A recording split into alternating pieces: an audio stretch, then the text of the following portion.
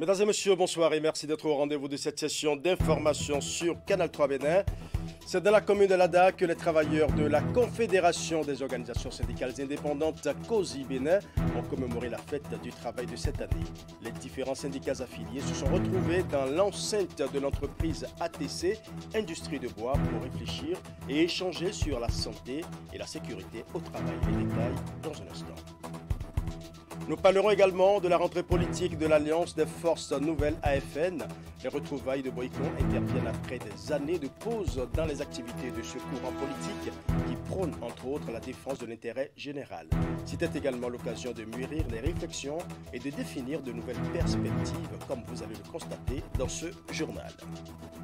Et pendant ce temps, dans la commune de Djougou, les natifs de Selra sont de plus en plus préoccupés par le développement de leur localité. Pour imprimer une nouvelle dynamique à la terre de leurs ancêtres, ils ont décidé d'échanger sur les problèmes qui ont pendant longtemps miné le développement de Selra. C'est à travers un congrès ordinaire tenu ce samedi 29 avril 2023. Voilà pour les titres, mesdames et messieurs. À nouveau, bonsoir. Aujourd'hui, 1er mai, les travailleurs de la Confédération des organisations syndicales indépendantes COSI Bénin ont commémoré la fête du travail de cette année dans la commune d'Alada. Dans l'enceinte de l'entreprise ATC Industrie de Bois, c'est dans cette enceinte que les différents syndicats affiliés se sont retrouvés ce 1er mai. Santé et sécurité au travail étaient au cœur des échanges et des réflexions marquant la commémoration à l'échelle nationale. Nous allons suivre. Salut camarades. Camarades, salut. Les travailleurs de l'entreprise ATC Industrie de Bois d'Alada sont à l'honneur à cette édition 2023 de la Fête internationale du travail. Après la compagnie béninoise des textiles Alokosa l'an dernier, c'est aux côtés du syndicat national des employés de ATC-IB et sur les installations de cette industrie transformatrice du bois que la Confédération des organisations syndicales indépendantes COSI Bénin célèbre cette fois-ci le 1er mai. On a choisi symboliquement le jour de 1er mai pour la fête de travail, que ça soit fait chez nous dans l'enceinte des ATC. Merci beaucoup, Monsieur Noël Chadaré. Également, je tiens à assurer que le rôle de la syndicat des travailleurs, elle est vraiment pour défendre les intérêts des employés. Mais si une direction pouvait être assez consciente que l'importance et l'intérêt de son propre travail et par la satisfaction et la bonne gestion des ressources d'une maison, à voir comment on peut le mettre tout ensemble et que chacun de nous, qu'est-ce que lui-même il peut apporter de son travail pour permettre d'enrichir la maison peut se développer par la grâce de Dieu.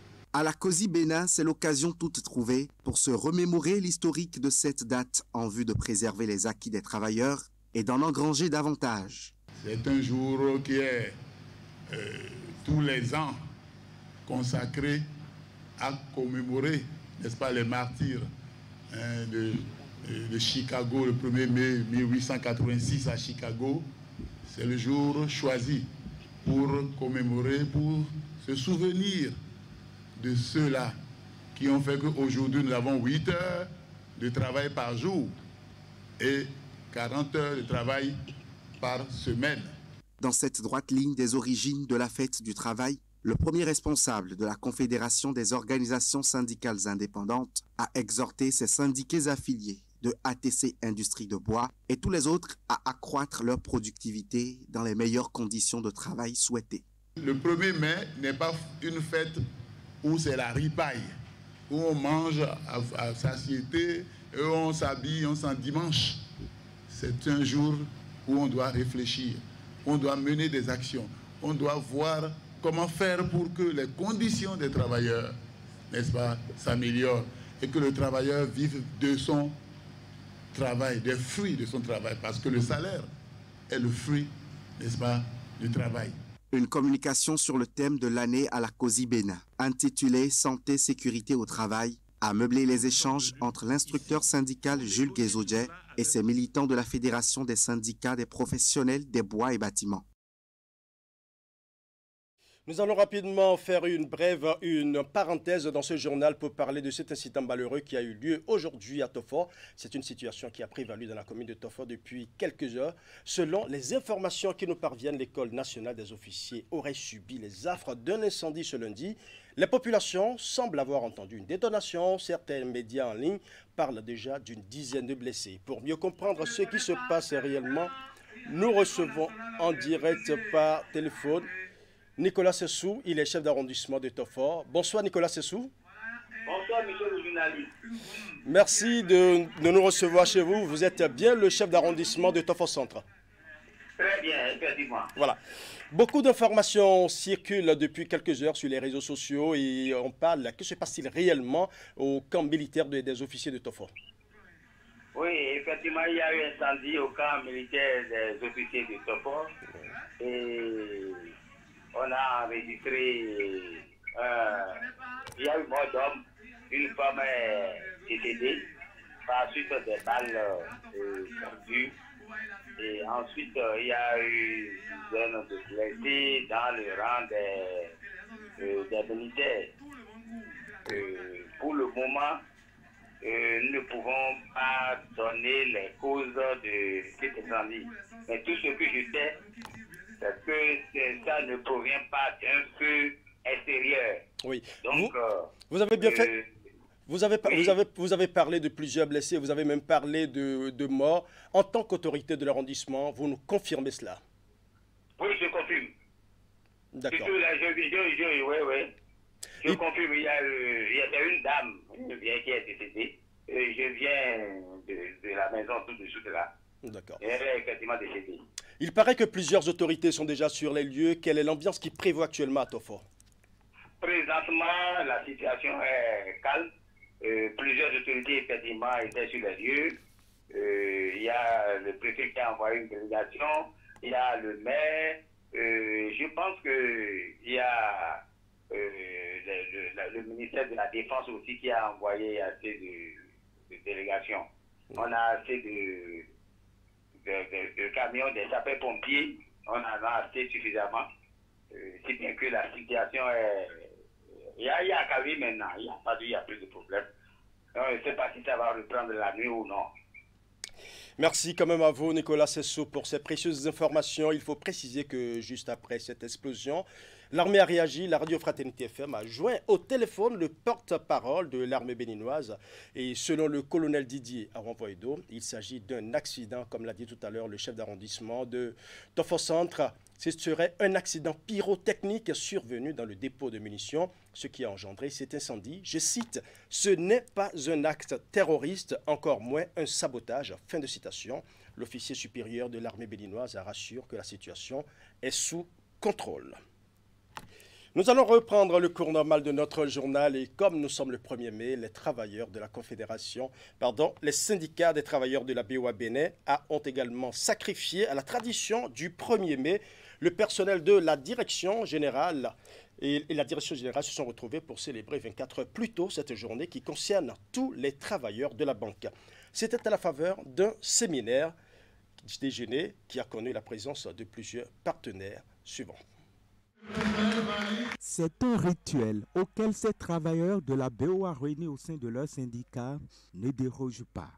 La fête du 1er mai, une occasion de bilan des relations entre employeurs et employés afin de tracer de nouvelles perspectives visant l'amélioration des conditions de travail au sein de cette institution bancaire. Et pour innover cette année, le syndicat des travailleurs de la BOA Bénin, en collaboration avec la direction générale, a organisé ce séminaire déjeuner avec à la clé plusieurs communications. Occasion pour le secrétaire général du Centra BOA de revenir sur les valeurs qui doivent gouverner la banque. Le 1er mai nous a enseigné que les pionniers de la lutte syndicale ont accepté de porter la tunique de la mort pour que nous puissions aujourd'hui exiger que l'humain soit au cœur de tout système économique.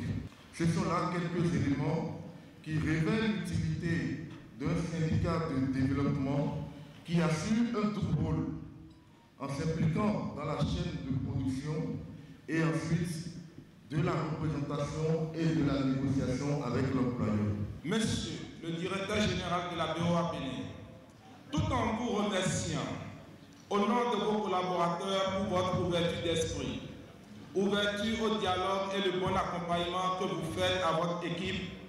Nous vous rappelons que l'avenir de l'entreprise sous votre supervision dépend des travaux des hommes. C'est le droit de ces hommes d'être bien traités et de bénéficier des meilleurs avantages qu'ils méritent. Ce séminaire déjeuner de la BOA Bénin a aussi permis aux travailleurs de célébrer les différents fruits de leurs revendications. Les travailleurs de la BOA Bénin ont salué à cet effet les efforts de leurs dirigeants tout en mettant sur leur table de nouvelles doléances. Aux côtés du Centra BOA, la présence remarquable de la Festra Bank et de la CSA Bénin venue matérialiser la solidarité syndicale. Le directeur général de la BOA qui fait toujours montre de dialogue et à travers ce dialogue, il arrive à améliorer les conditions de vie et assurer le bien-être de tous les travailleurs du Centra BOA. C'est très réconfortant de savoir que ce déjeuner syndical est enrichi d'un exposé qui traite d'un thème d'actualité. Nous espérons que les recommandations qui seront issues de vos échanges permettront de corriger les dysfonctionnements relevés pour satisfaire les attentes de notre clientèle que nous remercions d'ailleurs pour sa confiance renouvelée. À travers les différentes communications de ce séminaire, les travailleurs de la BOA Bénin sont davantage aguerris sur la nécessité de parfaire leurs prestations afin de mieux servir la clientèle de la banque. Le séminaire déjeuner édition 2023 de la BOA aura ainsi gagné le pari d'amélioration de l'accueil et de la qualité de service. Le syndicat des travailleurs de la société béninoise de brasserie Sobebra, en abrégé, Centrasob, a aussi célébré, comme il est de tradition, ce 1er mai, la Journée internationale du travail. La fête s'articule autour du thème « Résilience et travail décent, agir ensemble au sein du monde du travail pour améliorer les conditions de vie et l'inclusion sociale ». La célébration de cette journée par la Sobebra s'est déroulée à Kadiaou, à Cotonou. Reportage. Les travailleurs de la société béninoise de brasserie sont en fête. Ils célèbrent de la plus belle manière le 1er mai, Journée internationale du travail, en présence de leurs différents responsables.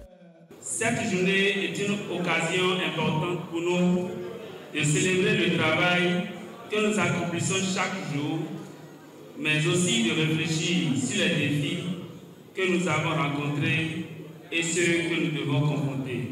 Très satisfait par rapport aux réformes engagées par la direction générale. Aujourd'hui, c'est un partenariat entre la direction générale et les partenaires sociaux. Donc nous nous entendons. Ce n'est pas un syndicat de va-t-en-guerre. On s'entend et nous sommes responsables des objectifs de la brasserie. Donc quand c'est bon, ça se partage. La célébration du 1er mai porte cette année sur le thème « Résilience et travail décent, agir ensemble au sein du monde du travail pour améliorer les conditions de vie et l'inclusion sociale ». Un thème particulièrement pertinent pour le syndicat des travailleurs de la Sobebra, Centrasob, pour qui cette journée est l'occasion de rappeler à chacun et à tous le devoir de continuer à travailler ensemble pour améliorer leurs conditions de vie et de travail, afin de promouvoir l'inclusion et la diversité et pour assurer un avenir meilleur pour tous les travailleurs de la société.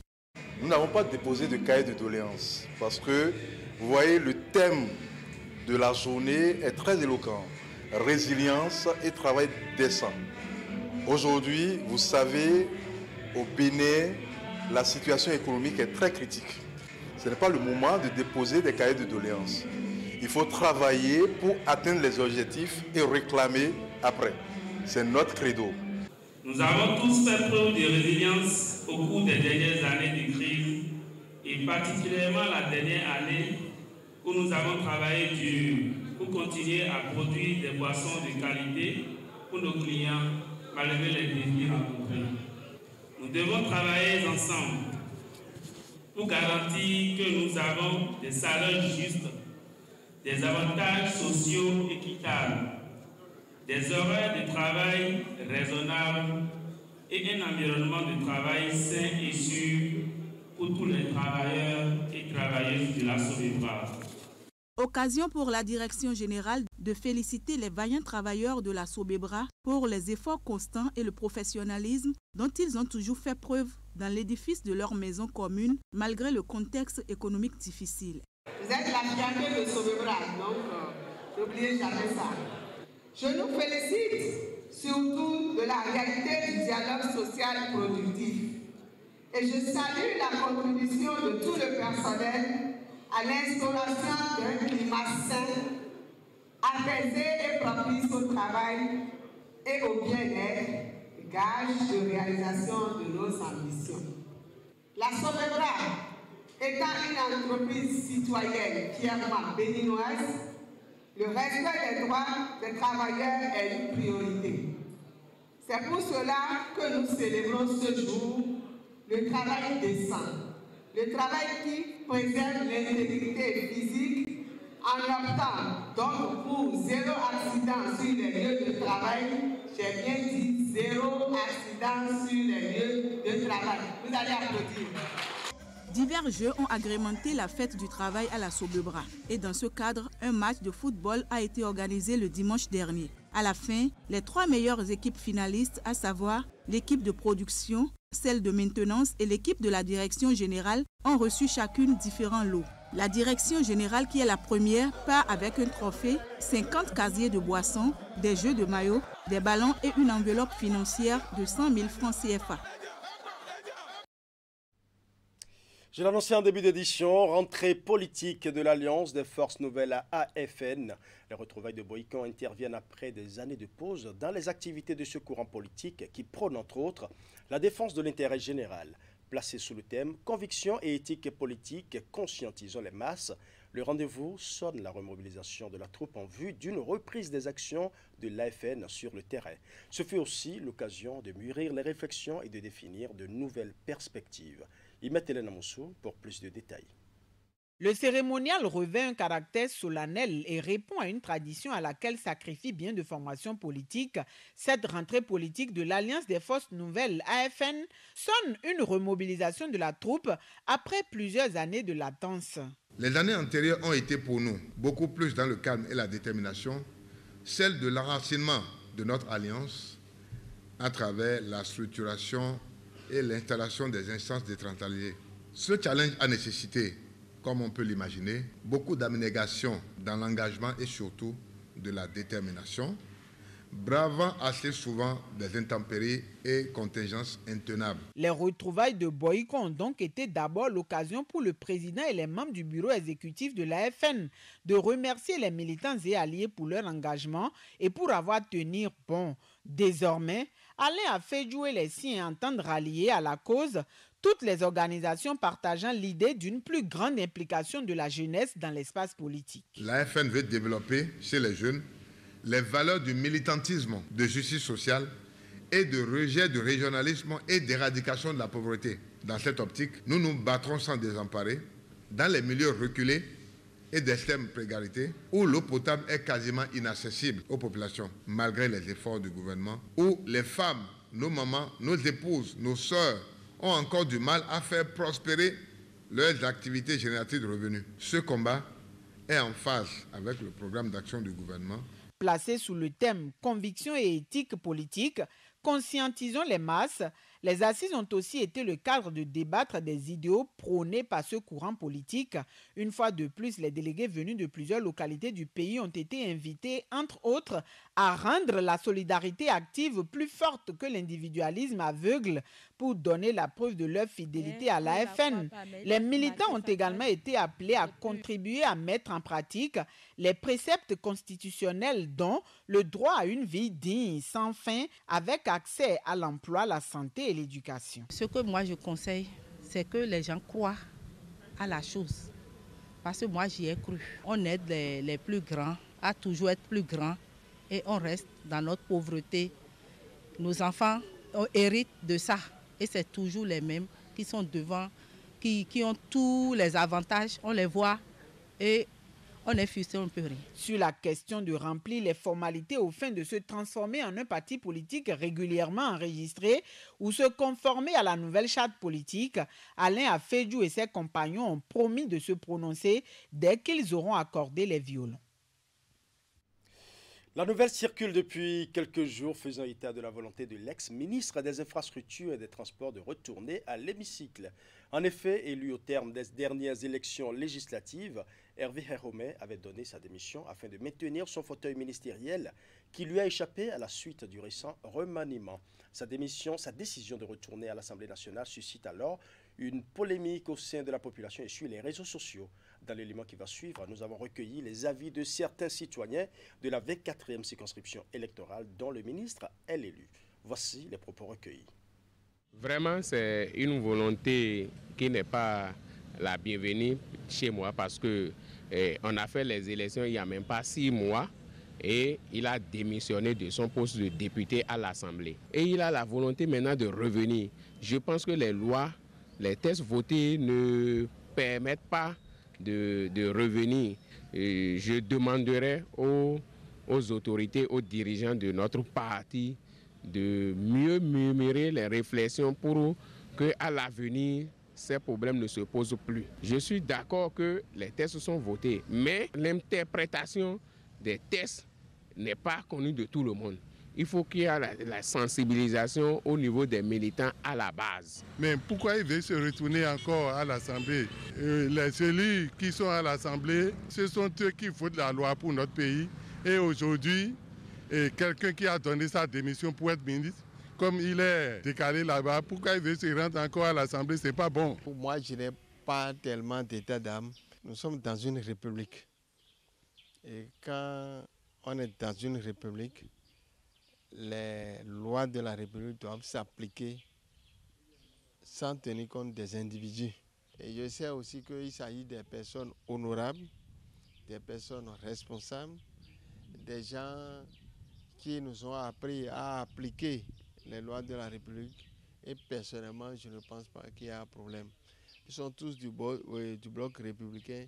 Je sais qu'ils ne vont pas faire un spectacle. Encore qu'ils sont tous de la même région.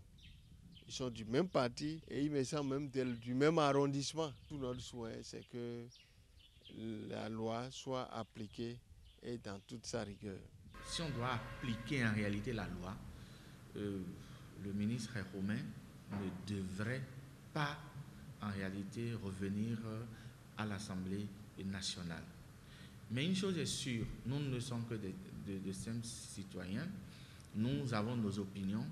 Et pour observer les deux, le titulaire qui a démissionné et le suppléant qui a siégé, vous voyez que les deux sont de la même zone, de la même région. Et donc ça revient au parti, au responsable du parti, BR, de régler ce problème à l'interne pour que ça ne devienne pas une guerre entre deux frères. C'est devant le peuple béninois qu'il a donné sa démission à l'Assemblée pour être ministre. Pourquoi se retourner encore à l'Assemblée pour dire qu'il va devenir encore député? C'est pas bien. Le pays n'appartient pas à lui seul. Alors à présent, dans la commune de Djougou, où les natifs et natives de Selera sont de plus en plus préoccupés par le développement de leur localité. Pour imprimer une nouvelle dynamique à la terre de leurs ancêtres, ils ont décidé d'échanger sur les problèmes qui ont pendant longtemps miné le développement de Selera. C'est à travers un congrès ordinaire tenu ce samedi 29 avril. Reportage. Poser les jalons d'un développement harmonieux et durable, c'est tout le sens de ce congrès ordinaire des natifs de Selera, un village de l'arrondissement de Baraï, commune de Djougou. À travers ces retrouvailles inspirées de l'initiative de la dynastie Dari de ce village, ils entendent réfléchir sur les stratégies à mettre en place en vue de booster l'essor socio-économique de leur terre natale. Cette grande rencontre nous permettra de réfléchir sur l'avenir, sur le développement de Selera, de recenser les problèmes immédiats et de proposer leurs solutions. Nous avons une belle école avec de beaux bâtiments, mais il faut les apprenants. Monsieur le maire, nous profitons de votre présence pour vous dire que Serra est encore dans le noir. Serra a besoin de la lumière et de lotissement pour que ses filles et fils qui ont le moyen de construire n'hésitent pas à le faire. La voie Baraï-Serra est dans un état défectueux avec au moins 2 à 3 ponceaux à construire. Face à ces problèmes qui entravent le rayonnement de ce village, la jeunesse se dit prête et s'engage à jouer sa partition pour l'atteinte des objectifs. Promettant une résolution adéquate aux multiples problèmes dont elle est victime, la jeunesse se dit prête à combattre tous les maux qui minent le développement de son milieu. Remerciant au passage les cadres de Celera et les différentes personnes qui lui sont venues en aide financière, morale et matérielle, la jeunesse s'engagera au respect strict des principes qu'elle s'est élaborés au départ. La démarche des natifs de Celera séduit le représentant du maire qui a d'ailleurs saisi cette occasion pour les exhorter à véritablement se pencher sur l'épineuse question de la déperdition scolaire. Je leur souhaite vraiment une très bonne séance et on les exhorte en même temps de vraiment penser à la déperdition scolaire. Le président du comité a abordé quelques points concernant le développement de leur village. Il a parlé de l'électrification de leur village, il a parlé du tronçon qui quitte Baraï pour rallier leur village, du rendu compte acquis de droit. Avant le démarrage des activités proprement dites, des prières sont dites par les sages et l'imam de cette localité pour implorer et demander la grâce de Dieu pour la réussite de ces assises.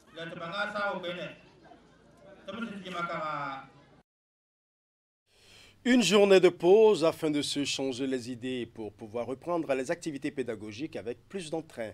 Au Collège d'enseignement général 6 de Covès, enseignants et apprenants étaient en liesse. Divers tableaux artistiques ont été concoctés dans le but de révéler les talents des élèves dans le domaine de la culture. Cette journée récréative a aussi été le cadre choisi par les responsables de l'établissement pour lancer un appel tant aux autorités qu'aux personnes de bonne volonté pour les aider à résoudre les problèmes auxquels ils sont confrontés. Voici les détails avec Hélène Amoussou. Une journée récréative au Collège d'enseignement général 6 de Covès. Les réjouissances sont organisées au profit de la communauté scolaire après plusieurs mois de dur labeur. Enseignants, apprenants, les membres de l'administration ainsi que les invités ont pu se divertir grâce aux divers tableaux artistiques concoctés pour la circonstance. Ce moment de liesse est également l'occasion choisie pour présenter les prouesses réalisées par le collège depuis quelques années aux différents examens. Nous avons toujours été premier de tous les collèges publics de la commune de Covès depuis que j'ai pris les rênes de ce collège.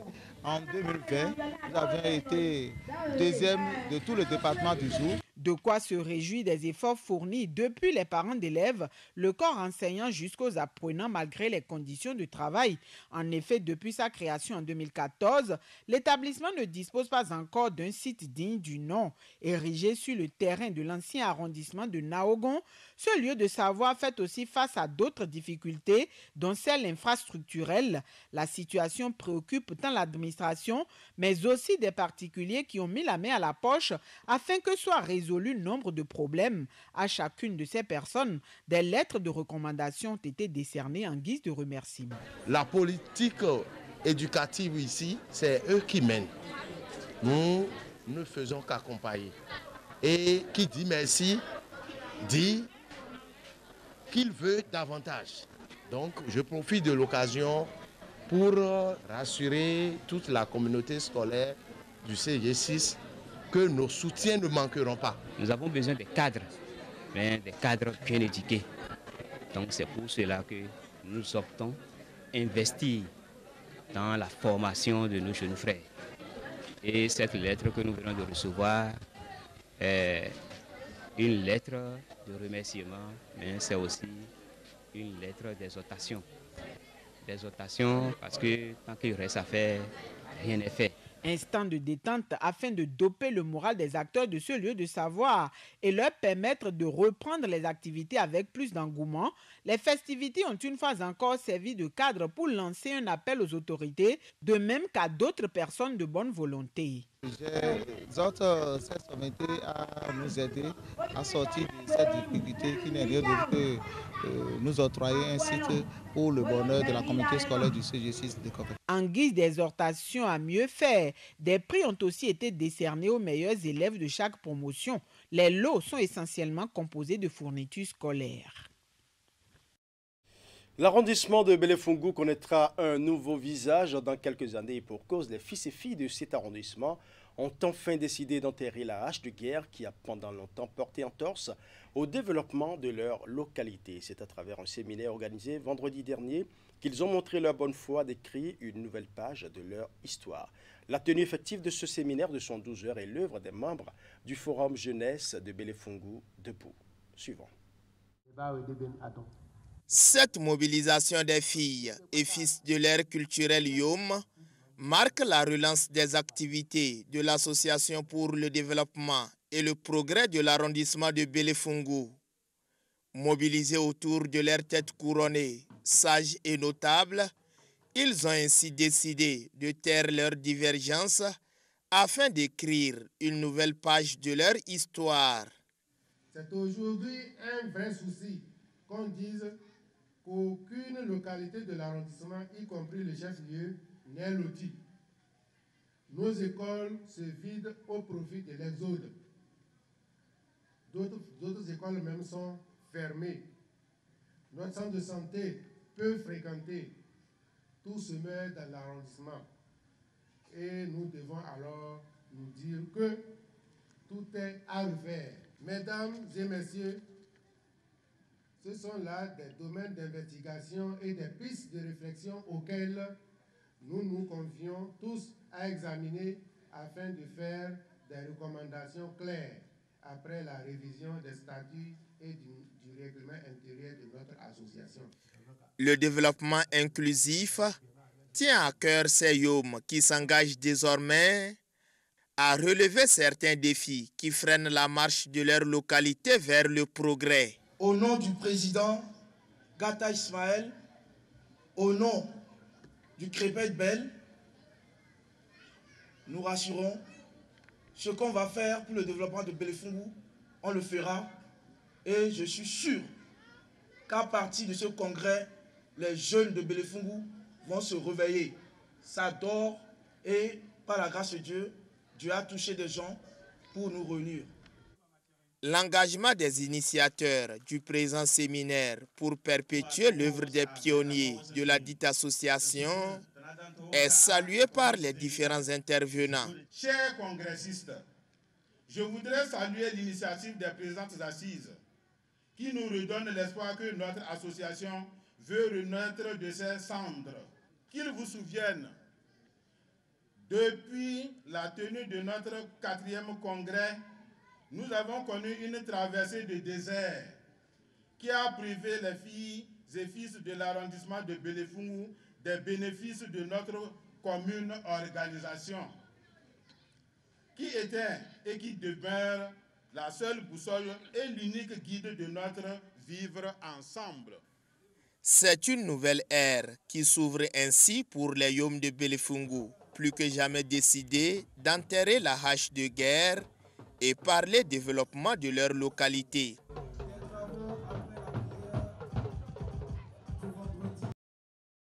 Voilà, ce sera tout pour ce journal. Merci pour votre aimable attention. Bonne soirée chez vous.